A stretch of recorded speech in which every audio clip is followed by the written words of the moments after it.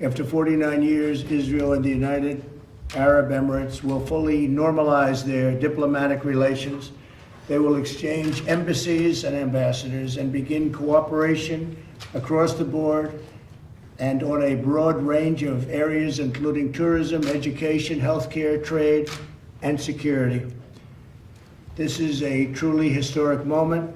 Not since the Israel-Jordan peace treaty was signed more than 25 years ago has so much progress been made towards peace in the Middle East. By uniting two of America's closest and most capable partners in the region, something which said could not be done, this deal is a significant step towards building a more peaceful, secure, and prosperous Middle East.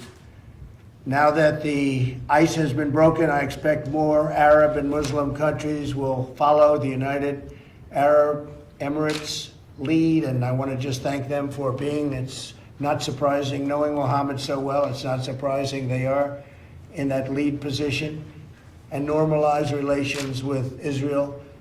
We are already discussing this with other nations, very powerful, very good nations, and people that want to see peace in the Middle East. So you will probably see others of these, but this is the first one in more than 25 years. This deal will allow much greater access to Muslims from throughout the world to visit the many historic sites in Israel, which the Muslims want to see very badly and have wanted to see for many, many decades, and to peacefully pray at the Al-Aqsa Mosque, which is a very special place for them. My first trip as president was to Saudi Arabia in May of 2017, and my speech to the assembled leaders of 54 Muslim countries. Every single one was by their leader, their number one leader. It was an amazing, really an incredible event, very important event. I made clear that the problems of the Middle East can only be solved when people of all faiths come together to fight Islamic extremism and pursue economic opportunity for people of all faiths. And when you look at what's happening, you're seeing a lot of progress is being made that nobody thought could possibly be made. And things are happening that I can't talk about, but they're extremely positive. I want to thank the leaders of Israel and the UAE for their courage and for their leadership to forge this tremendous agreement. It will be known as the Abraham Accord, and I'd like to ask our ambassador, David Friedman, to please explain why we're doing and calling it the Abraham Accord. David? Well, thank you, Mr. President, and congratulations to you on brokering this historic peace agreement. Abraham, as many of you know, was the father of all three great faiths. He's referred to as Abraham in the Christian faith, Ibrahim in the Muslim faith, and Avraham in the Jewish faith. And no person better symbolizes the potential for unity among all these three great faiths than Abraham, and that's why this accord has been given that name. It's a great thing. I wanted it to be called the Donald J. Trump Accord, but I didn't think the press would understand that, so I didn't do that. Avi, say a few words, please. Thank you, Mr. President. It's really been the honor of my life to work in your administration. I think this reaffirms your commitment to Israel, to the stability in the region. It's just a historic accomplishment, and it's peace. Peace is a beautiful thing, and it's something that everybody in the country should celebrate, I hope.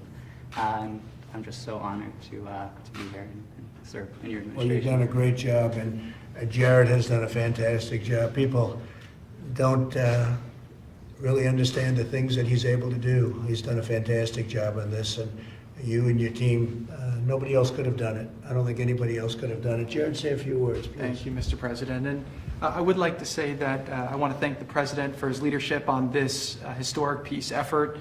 The President, like with all things, urged us to take an untraditional approach. You can't solve problems that have gone unsolved by doing it the same way that people before you have tried and failed. The President takes untraditional approaches. He does things in different ways. but he uses common sense and he tries to unite people by focusing on common interests as opposed to allowing them to focus on their common grievances. And what happened was here is we were able to achieve results that others were not able to achieve, and this will advance the region and this will advance the whole world.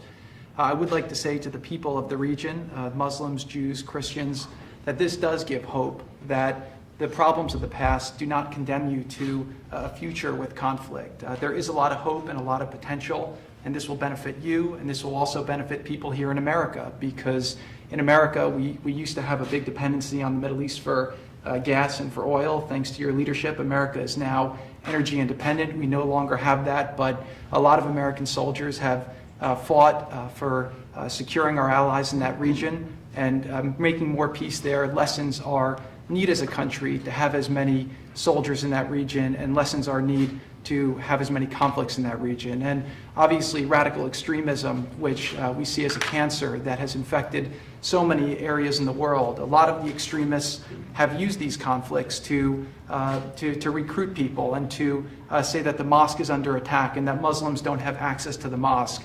And now this will enable people to take flights from Dubai and Abu Dhabi directly to Tel Aviv.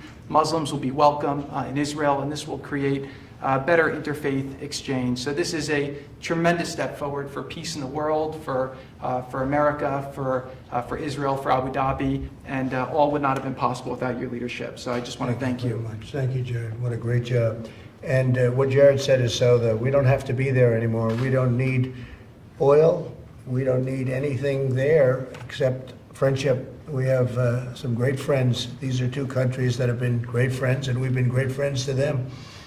But we no longer have to be there. It started off when we had to be there, but as of a few years ago, we don't have to be there. We don't have to be patrolling the straits. We're doing things that other countries wouldn't do, but we put ourselves over the last few years in a position where we no longer have to be in areas that at one point were vital. And that's a big statement, but we are there for our friends, and we always will be there for our friends. Robert, would you say a few words, please? Mr. President, thank you. The point I want to make, Mr. President, you inherited a Middle East that was a mess when you came to office, and this is one more historic step in bringing peace to the Middle East. First of all, there was a caliphate that was raging, an ISIS caliphate, and that physical caliphate was destroyed, and you brought justice to al-Baghdadi. You reassured our friends in Israel who had suffered at the end of the last administration with the UN resolution. You moved the capital to Jerusalem. You recognized the Golan Heights. In the broader region, you had a very difficult situation in Afghanistan where we were American soldiers were coming home injured, wounded, sadly in some cases dead. You've got a peace agreement now with the Taliban, and we're going to have less than half the number of troops in Afghanistan that were there when you started your term of office. And now you've brought about this historic peace deal between the UAE and Israel. This is the first time in 25 years that Israel and an Arab country have normalized diplomatic relations and entered into a peace deal. And they're the two most capable countries in the Middle East, two very capable, very skilled, very innovative allies of the United States. So it's great for Israel, it's great for the UAE, but it's also great for the American people. So you came into office with a region that was really aflame, and you've brought peace to that region, and there's more to come. And so it's an honor to be part of your team, Mr. President, and to serve under your leadership.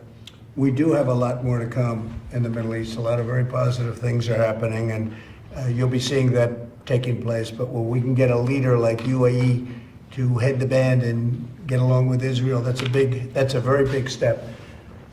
Would you please say a few words? You've done such a fantastic job. Thank you, Mr. President. The Trump administration made history today. It's been an honor to be a part of this team that Jared has led. Peace between the Arabs and the Israelis is Iran's worst nightmare, and no one has done more to intensify the conflict between the Arabs and Israelis than Iran. And what we see today is a new Middle East. The trend lines are very different today, and we see the future is very much in the Gulf and with Israel, and the past is with the Iranian regime. It clings to power on the basis of brute force that has lost it's facing a crisis of legitimacy and credibility with its own people, and the president's maximum pressure campaign has achieved historic results. Thank you. Great job you've done. Would you like to say something? Yes, sir. As a soldier who's been in every war since Desert Storm, It is an honor and a privilege for your leadership, Sheikh Mohammed bin Zayed and Prime Minister Netanyahu, to get to peace. So your vision and those leaders' vision on what we can do in the future is just incredible. So I would thank you as a soldier. Thank you very much. Appreciate it. Would anybody like to say a few words? Anybody here? Because you were saying plenty of words during that negotiation. And they got very quiet in front of the media. That happens on occasion. Mr. President, it's Yes, a historic moment. Thank you for letting us all be part of this. It is really extraordinary. Nothing is more important than peace. This is an unbelievable moment, and I would just echo what Brian Hook said. Your maximum pressure campaign, under your leadership, we've had the strongest sanctions on Iran, and your commitment to make sure that Iran will never have a nuclear weapon is part of the most important legacy for peace in the Middle East. So which is easier, dealing with the Democrats or dealing with the Middle East? Well, a lot of people never thought you'd get this type of deal, so I'll be I'll tell you, hopeful that we can deal with the I think, Democrats. the Middle East is more reasonable, actually. I'd like you two guys to say a couple of words. You've been so instrumental, please. Sir, it's a privilege to serve in your administration. This is a remarkable achievement that'll stand the test of time. And we look forward to the prosperity and the peace this brings to the Middle East and the ways we'll be able to leverage that for the United States national interest. So it's a privilege. Thank you. Thank you very much. And I would just echo what Rob said. Thank you for the opportunity to be part, and especially I want to thank Avi and the opportunity to serve in his negotiating team and to do something so historic. Thank you for this opportunity, Mr. President. This really changes the world. Thank you very much. Thank you. Thank you all very much.